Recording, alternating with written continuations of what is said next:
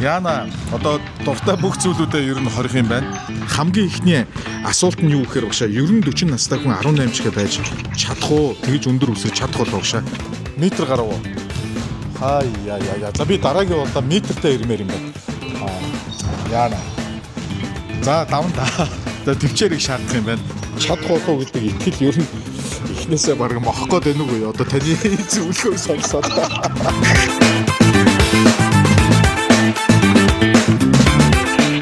Боломжтой. Цаана 100 биш 80 удаа хангалттай. За.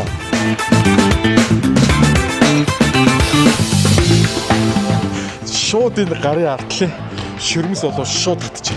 Ер нь хүний хамгийн дотны найз, хамгийн том хатуу үгийг хэлдэг, хамгийн том дайсан байдаг ч гэж үг байдаг. Одоо 1000 бэрийн аялал нэг алхмаас эхэлдэг гэж үг байдаг шүү дээ. Яг үнийг хэлэхэд болоо тоглож байгаа залуучуудыг хараад дүүнрийг хараад бас атаарч байгаа. Би ийм байсандаа гэж боддог биш.